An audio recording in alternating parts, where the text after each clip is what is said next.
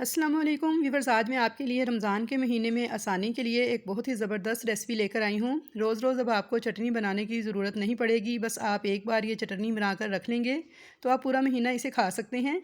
टमाटर और पुदीने की चटनी तो वैसे भी समोसों के साथ, पकौड़ों के साथ बहुत मज़ेदार लगती है। तो यहाँ पर मैं आपको एक ऐसी चीज़ बताऊँगी कि जिसको डालने से ये चटनी एक महीने तक आप फ्रिज में रख कर इस्तेमाल कर सकते हैं और ये बिल्कुल भी ख़राब नहीं होगी। तो चलिए रेसिपी को देख लेते हैं।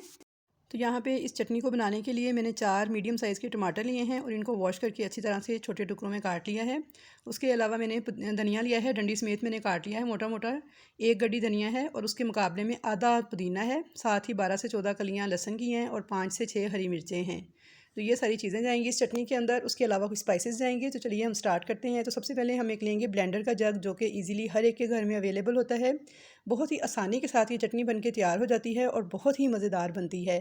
4 मीडियम साइज़ के टमाटर जो कि मैंने बारीक काटे हुए थे, ये इसमें डाल देंगे। अब साथ ही इसके अंदर हरी मिर्चें, लहसुन के 12 से 14 जो मैंने जवे लिए हैं, साथ ही पुदीना लिया है। पुदीना मैंने धनिया के मुकाबले में आधा लिया है। अगर आप एक गड्डी धनिया ले रहे हैं तो आधी गड्डी जो सी है वो पुदीने की लीजिएगा। पुदीने के मैंने सिर्फ पत्ते तोड़कर ऐड किए हैं और जो धनिया है वो मैंने डंडी समेत के आता है, क्योंकि इसकी डंडी में भी खुशबू होती है। तो बहुत ही ज़बरदस्त बन के ये चटनी तैयार होगी। सब कुछ डाल देंगे जार के अंदर और अब इसके अंदर कुछ स्पाइसेस डालेंगे। तो जिनमें सबसे पहले मैं डालूँगी ज़ीरा है कुटा हुआ 1 टेबल स्पून, नमक है मेरे पास आधा चम्मच, हाफ़ टेबल स्पून मैंने डाला है रेगुलर नमक, जो कि हम किचन में खाना पकाने के लिए यूज़ करते हैं, और हाफ़ टेबल स्पून ही मैं इसमें डालूँगी काला नमक। तो इससे बहुत ही अच्छा फ्लेवर आता है, इसलिए आपने हाफ़ टेबल स्पून दोनों नमक डालने हैं, एक रेगुलर नमक और एक काला नमक। कुटी हुई लाल मिर्च डालूँगी 1 टेबल स्पून, और हरी मिर्चें मैंने डाली हैं तकरीबन इसमें 4 से 5 अदद। तो वो इतनी ज़्यादा तीखी नहीं थी, इसलिए मैंने 1 टेबल स्पून कुटी लाल मिर्च डाली है। लेकिन अगर आपकी मिर्चें तीखी वाली हों तो फिर आप इन्हें कम कर लीजिएगा या हस्बे ज़ायका भी ऐड कर सकते हैं। तो अब इन सबको पीस लेंगे बहुत ही अच्छे तरीके से ब्लेंडर के जार में, और इसमें किसी भी किस्म का हमने कोई भी पानी ऐड नहीं करना।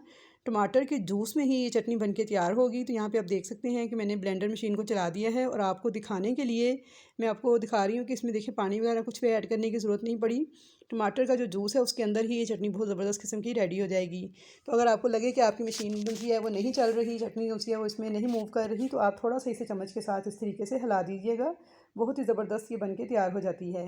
तो यहाँ पे आप देख सकते हैं कि बिना पानी डाले ही हमारी चटनी बहुत अच्छी तरह से पिस के रेडी हो चुकी है। तो चलिए अब इसको निकाल लेते हैं।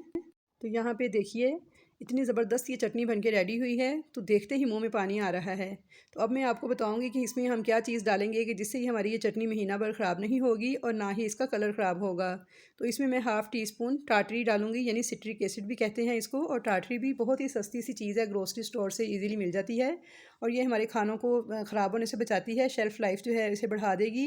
बाज़ार के मसालों में, चटनियों में भी ये शामिल होती है, फूड प्रिजर्वेटिव भी है, तो शेल्फ़ लाइफ को भी बढ़ाती है। अच्छी तरह से इसको मिक्स कर देंगे और अब इसको डालने की वजह से हमारी ये चटनी एक महीने तक ख़राब नहीं होगी।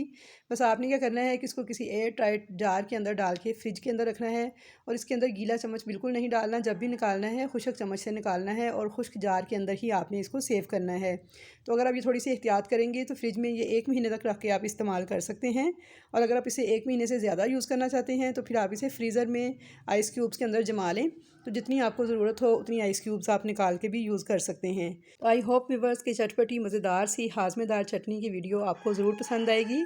वीडियो पसंद आए तो वीडियो को लाइक ज़रूर कीजिएगा, चैनल पर नए हैं तो सब्सक्राइब कर लीजिएगा, और कमेंट्स बॉक्स में अच्छे अच्छे कमेंट्स का इजहार भी ज़रूर कीजिएगा कि आपकी चटनी कैसी बन के तैयार हुई। तो शेयर भी करें ज़्यादा से ज़्यादा इस रेसिपी को, ताकि ज़्यादा से ज़्यादा लोग माह रमज़ान में इससे फ़ायदा उठाएँ। तो इंशाल्लाह ताला मुलाकात होगी आपसे एक नई रेसिपी के साथ। तब तक के लिए मुझे दीजिए इजाज़त। अल्लाह हाफ़िज़।